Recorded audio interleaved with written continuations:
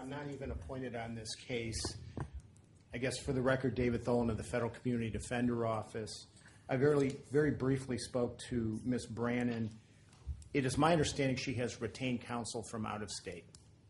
At this juncture, she may qualify for the appointment of the Defender Office which is why I want to find out. because assets have been seized.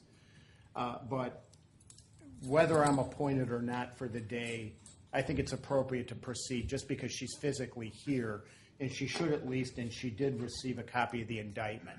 I wouldn't want to go any further because she has retained counsel, but rather than taking her back to lockup, I think something should be put on the record. Okay, well,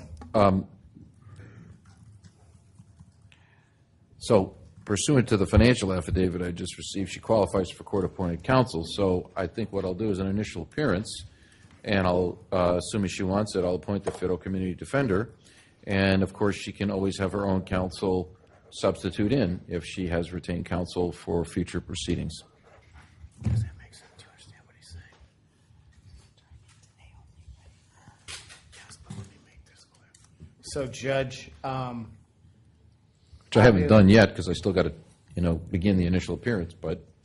Understood, Judge, and I don't want to get ahead of myself, but to be very clear, Ms. Brannon has an arrangement with her retained counsel and has the expectation that all appearances after today will be with that counsel. And so I don't want this appointment order to cloud that situation. Well, again, this way she'd have officially appointed counsel for today, and her counsel can certainly do a substitution. It's not a difficult thing to do between now and the time of the detention hearing. Okay. All right. So you are Michelle Brannon? Yes, Your Honor. Okay. Did you understand what I just said? Yes, sir. Okay. Well, now let me begin by telling you that you are here because you're charged in a federal criminal indictment. Have you received a copy of the indictment? Yes, sir, I did. The indictment charges you in count 1 with conspiracy to commit forced labor.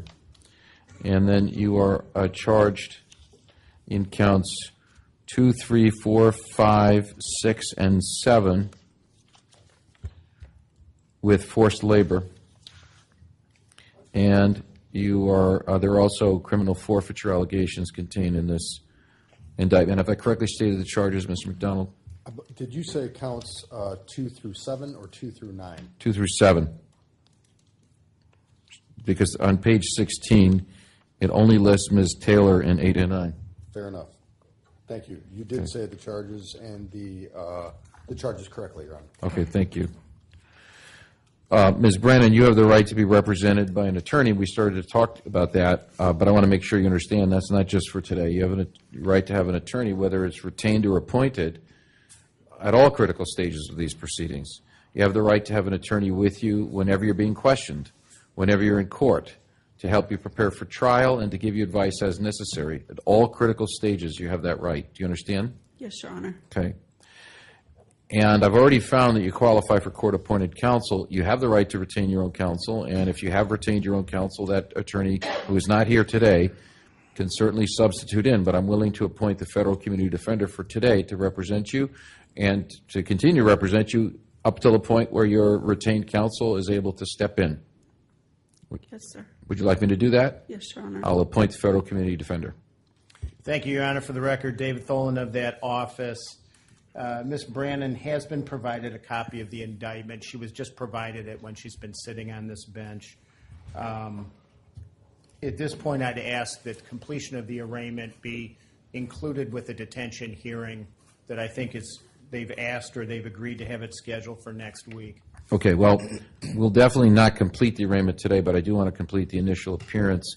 And I'll also ask you, Mr. Tholen, is she a U.S. citizen? Yes, Your Honor. Okay.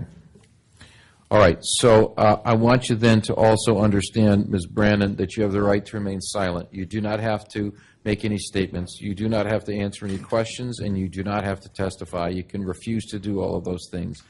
If you've made statements previously, you do not have to make any additional statements. And if you start to make a statement, you may stop at any time. Do you understand that? Yes, Your Honor. If you do make any statements or answer any questions or give any testimony, anything that you say can and will be used against you in a court of law and in the prosecution of this case. Do you understand that? Yes, sir, Your Honor.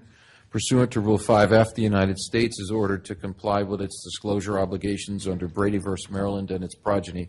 Failure to timely do so may result in dismissal of charges, exclusion of evidence, adverse jury instructions, contempt proceedings, and other sanctions. I will issue a written order to that effect. So I take it from what I've heard already that the government is moving for detention. Is that correct? That is accurate, Your Honor. We're respectfully asking you to set the hearing for Tuesday, September 30th, 2025. Okay. So, Ms. Brannon, the government is asking that you not be released on bond, that you be kept in custody, and because of that, you have the right to have a detention hearing before the court to determine if you should be released on bond and what the conditions should be, or if you should be kept in custody.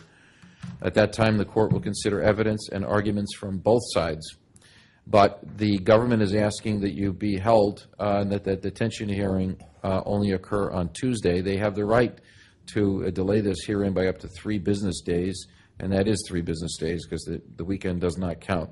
So I'm going to order that you remain in the marshal's custody. They'll bring you back here Tuesday for your detention hearing. At that time, based on what I've heard today, we expect that your retained counsel will be here to represent you and will substitute in for the federal community defender. But in either case, that's when we're going to schedule it for. Mr. Denner, you're going to say something. Yes, Daniel Denner from the Federal Community Defender. I just wanted to note for the record that I did speak earlier today with her retained counsel. I believe they may be based out of Missouri, but they said that they were aware that there was set to be a detention hearing on Tuesday and that they were planning to be here. Thank you. Do you know if they're admitted in this district? That I'm not sure. That might be a good thing to check with them beforehand because we'd have a problem if they're not. Okay, thank you. So we will set the detention hearing for Tuesday. We'll also set the completion of arraignment for Tuesday. Is there anything further that needs to be discussed? Nothing further from the government. Thank you. Mr. Tholen? Nothing further, Judge. Okay, thank you. All right, I wish you well, Ms. Brannon. Thank you, Your Honor.